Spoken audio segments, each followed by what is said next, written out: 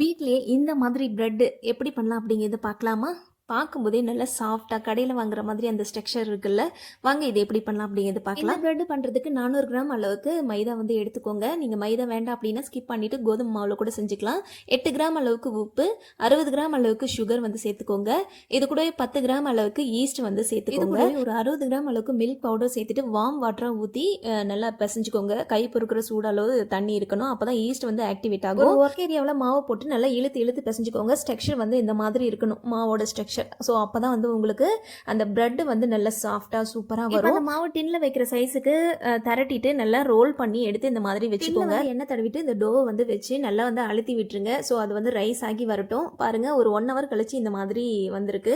So இப்போ வந்து மூடி போட்டு வந்து வச்சிடலாம். ஸோ இது வந்து 10 நிமிஷம் ஃப்ரீ ஹீட் முன்னாடியே பண்ணி வச்சிருந்தேன். இப்போ 200 டிகிரி செல்சியஸில் 2 ராடும் ஆன்ல இருக்கிற மாதிரி ஒரு 50 நிமிஷம் வந்து நான் பேக் பண்ணி எடுக்க போகிறேன். குக்கர் கடாயில் செய்கிறதா இருந்தால் ஒரு 10 நிமிஷம் ஃப்ரீ ஹீட் பண்ணிவிட்டு 50லேருந்து ஒரு 60 நிமிஷம் வச்சு எடுத்தீங்க அப்படின்னா சூப்பரான பிரெட் வந்து ரெடி ஆயிடும். ட்ரை பண்ணி பாருங்க. 50 நிமிஷத்துக்கு அப்புறம் பிரெட் சூப்பராகவே ரெடி ஆயிடுச்சு. மேலே வந்து பட்டர் தடவிக்கோங்க. அப்பதான் இன்னும் நல்லா கோல்டன் ப்ரௌனா தெரியும். பிரெட் நல்லா ஆறின பிறகு டிமோல்டு பண்ணி எடுத்துக்கோங்க. இல்லைன்னா வராது உங்களுக்கு. இன்கிரீடியன்ட் வந்து சொல்ல மறந்துட்டேன். 50 கிராம் அளவுக்கு பட்டரோ இல்லை எண்ணெயோ சேர்த்து மாவு பிசையும் போது பிசைஞ்சுக்கோங்க.